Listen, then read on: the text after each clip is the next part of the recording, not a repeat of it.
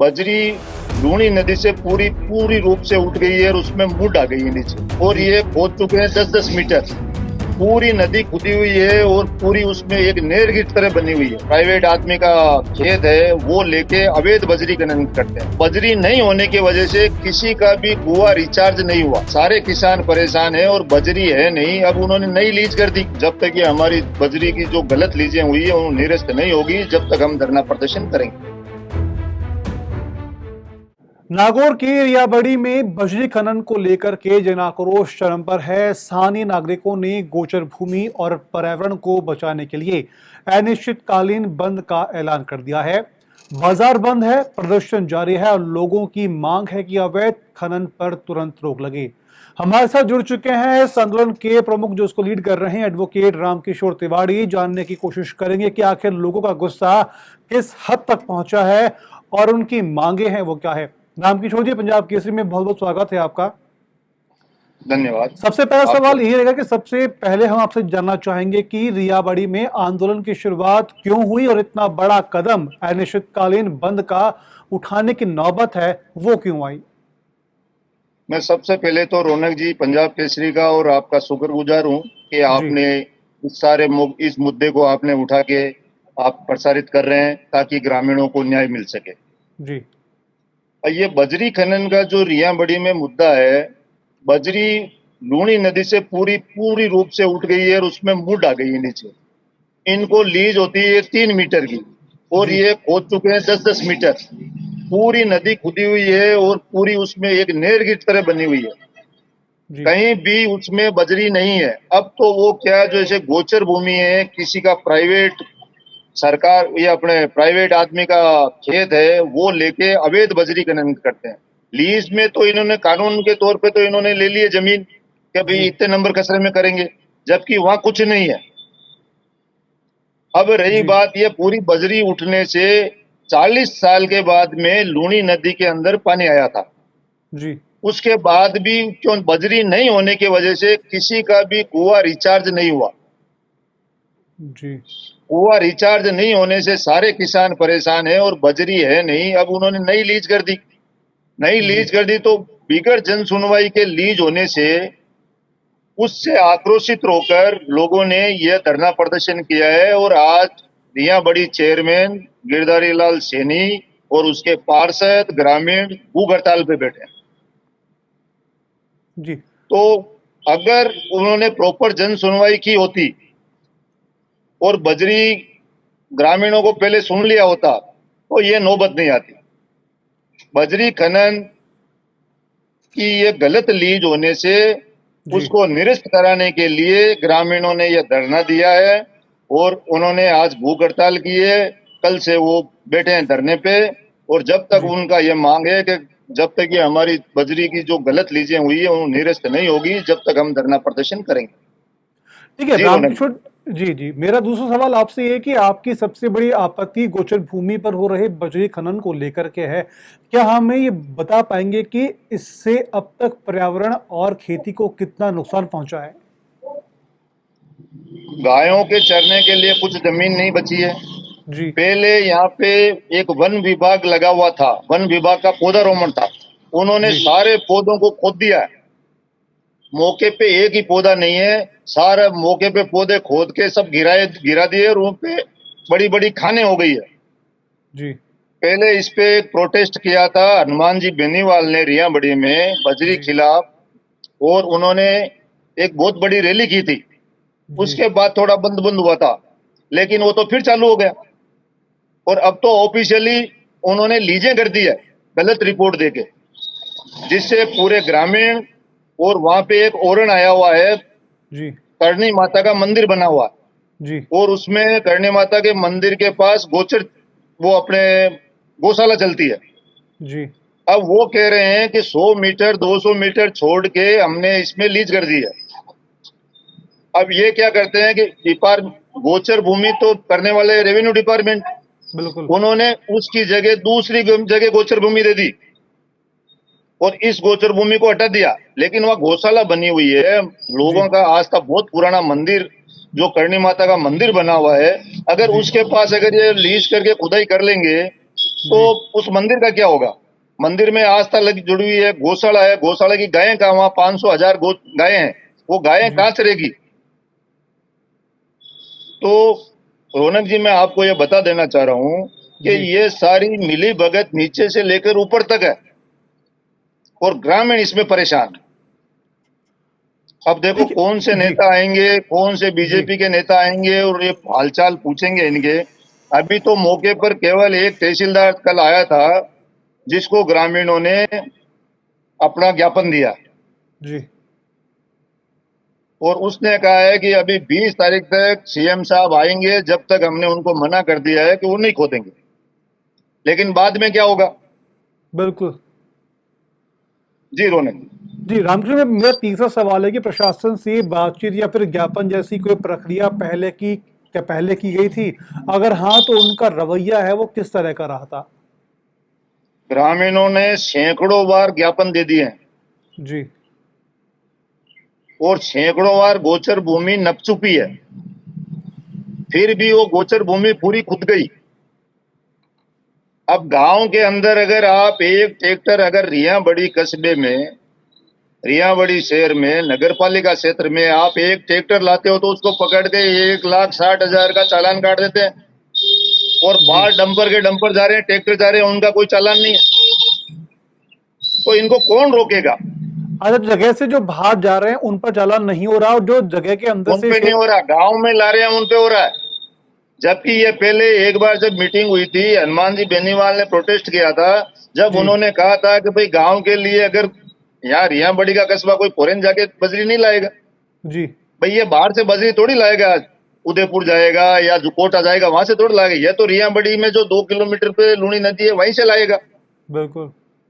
भाई यहाँ मकान बनाने वाला तो वहीं से लाएगा, फिर उसको गांव में लाते ही आप चालान काट रहे हो और बाहर जो जा रहे हैं डंपर के डंपर, उसको तो आप देख ही नहीं रहे हो।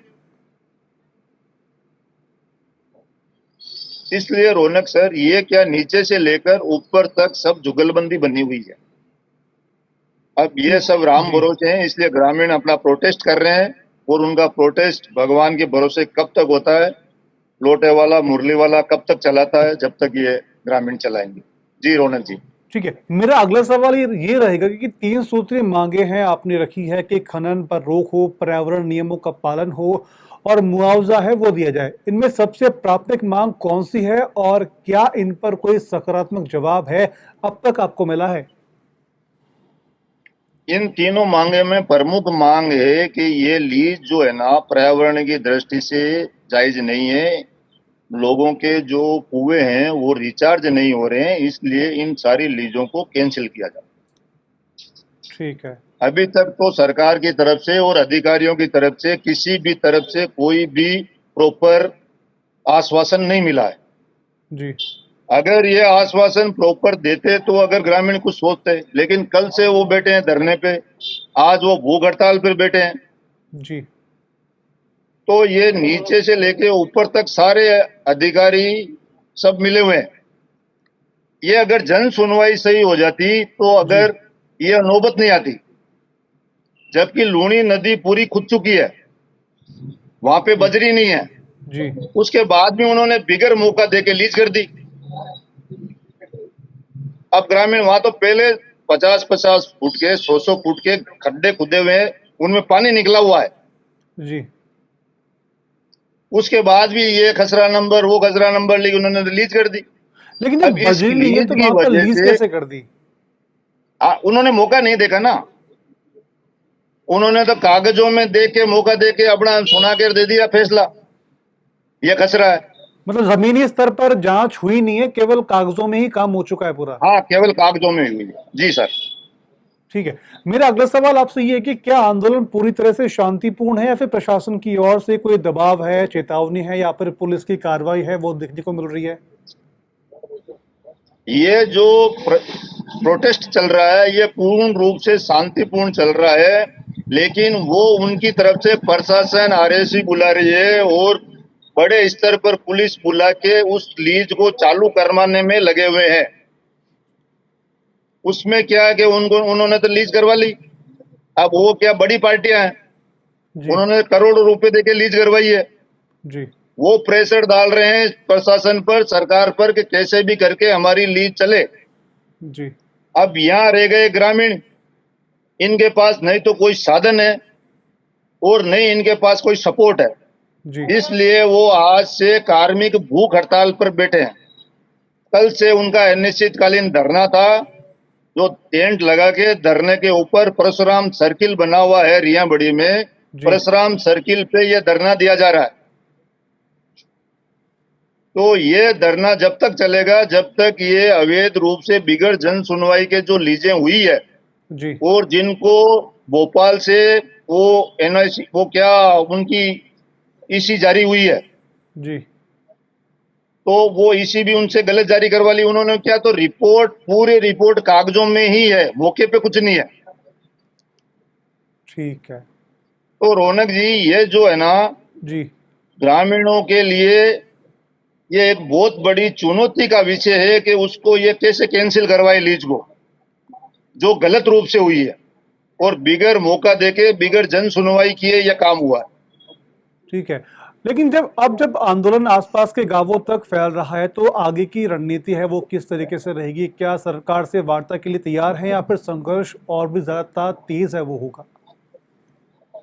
अभी तक तो कोई इनका अधिकारी आया नहीं है जो सरकार से कर सके। अब कल परसों के अंदर सीएम साहब का प्रोग्राम मेडता सिटी के लिए बन सकता है, जी तो यहाँ के सारे गरीब ग्रामीण ये इकट्ठा होके सीएम साहब के पास जाएंगे और ये अपने संडे मांग रखने की बात कर रहे हैं। रविवार के आसपास का दौरा है शायद सीएम का। हाँ, सीएम साहब का पहले तो दौरा कल 20 तारीख का था, लेकिन अब बता रहे हैं कि कल का कैंसिल होके परसों तरसों कुछ हो रहा है। जी तो जब भी उनका प्रोग्राम होगा, जब ये ग्रामीण जाएंगे और उनकी अपनी मांग रखेंगे सीएम साहब के पास कि भाई हमारी मांगे सुनी जाए और ये जो गलत लीज हो रही है कम से कम मौका दिखा के प्रॉपर जन सुनवाई करवा के ही लीज की जाए, जब तक इसको रोका जाए। ठीक है। मैं आपसे ये जानना चाह रहा हूँ कि क्या बीजेपी की जो तमाम वहाँ के बड़े लीडर हैं इस प्रोटेस्ट के दौरान क्या आपके पास पहुंचे हैं, आपकी बातचीत हुई, चाहे वो ज्योति मर्दा हो चाहे वो तमाम जो नेता हों बड़े? वो अभी सभी क्या है, सीएम साहब के दौरे की तैयारियों में लगे हुए हैं। यहाँ तो नहीं जी तो किसी का फोन आया है और नहीं कोई अधिकारी यहाँ का बड़ा लीडर यहाँ पहुंचा। कल हमारे प्रधान जी जरूर आए थे, जी जो बीजेपी के हैं, रिया बड़ी प्रधान मदन लाल जी गोरा। जी उन्होंने कहा हम पूरी तरह से साथ हैं और पूरी बात रखेंगे, सीएम साहब आएंगे जब उनके सामने रखेंगे। आपने हनुमान जी सर। बेनीवाल का जिक्र बीच में किया था कि पहले जब ऐसा घटनाक्रम हुआ था तब उन्होंने विरोध किया था। वो कितने समय पहले घटनाक्रम हुआ था, विरोध उस समय कब किया था? अब जब हनुमान बेनीवाल की क्या आपसे बातचीत हुई है? नहीं, इस बार हनुमान बेनीवाल जी से बातचीत नहीं हुई है। हनुमान जी बेनीवाल तो उन्होंने तो साल भर पहले किया था, जी जब एक ही लीज थी जी आलनेवास में। उस टाइम उन्होंने ये प्रोटेस्ट किया था और वो प्रोटेस्ट उनका सक्सेस था, बहुत पब्लिक आई थी और जी उन्होंने पूरी हर चीज की नापतोप करवा के हर चीज उन्होंने सरकार को कहा था भी ऐसा नाप करो, ऐसा करो। अब खुदाई जो लीज होती है 3 मीटर की है, तो उनकी 3 मीटर तक की उनकी खुदाई होनी चाहिए, जी 30 मीटर नहीं होनी चाहिए। जी फिर उसी टाइम सारा उनपे वो वापस पेनल्टी बनी थी और वो पेनल्टी की वजह से ही आगे की कार्रवाई हुई थी, तो फिर उस पर रोक लग गई थी। वो लीज भी ठीक बंद हो गई, सारी लीजें बंद हो गई। अब ये नई लीज हुई है रिया बड़ी में, करणी माता मंदिर के पास, जहाँ पे ठीक बड़ी गौशाला है, 500 से 1000 गायें हैं, जी उनके चरने के लिए वो जगह है, वो गोचर भूमि। अब वो कह रहे हैं कि मौके इसमें कागजों में गोचर नहीं है, कागजों में ओरण नहीं है। अब जी कागजों में तो कुछ भी होगी, लेकिन मौके पे तो आप देखोगे कि ये गायें यहीं चरती है। बिल्कुल कागज आपके पास है, कागज आप लिखने वाले हैं, कागज का आप क्या करोगे? लेकिन मौका स्थिति तो देखो, गौशाला बनी हुई है और वहां करणी माता का मंदिर है जहां सुबह शाम पूजा होती है। हजारों के लोग, बाहर से लोग आते हैं, दूर जी दूर दराज से लोग आके वहां दर्शन करने के लिए आते हैं। करणी माता का बहुत बड़ा फेमस मंदिर है। जी तो कम से कम ये लीज जब खत्म होगी तब ग्रामीणों को शांति मिलेगी। और हमारी तो आस करणी माता से और बिरधा माता से या भवान माता से, सब माता जी से ही आस है कि वही ये सारे काम करवाएगी। जी रौनक सर। जी चलिए रामकृष्ण जी, बहुत बहुत शुक्रिया आपका तमाम जानकारी के लिए। आपने तमाम जानकारी है वहाँ पर ग्रामीणों की दी है। उम्मीद करते हैं कि तमाम जानकारी तक हम आगे तक आपकी बात है वह पहुँचा पाएंगे। फिलहाल रियाबड़ी के लोग सिर्फ अपनी हक की नहीं बल्कि आने वाले पीढ़ियों के भविष्य की लड़ाई लड़ रहे हैं। सवाल सिर्फ बजरी का नहीं बल्कि जमीन, जिंदगी और जिम्मेदारी का है। प्रशासन और सरकार को अब इस आवाज को अनसुना नहीं करना चाहिए। हम इसी उम्मीद के साथ विदा लेते हैं कि संवाद होगा, समाधान निकलेगा और संघर्ष की जगह समझ बन सकेगी। ऐसी और भी खबरों के लिए आप बने रहिए पंजाब केसरी के साथ।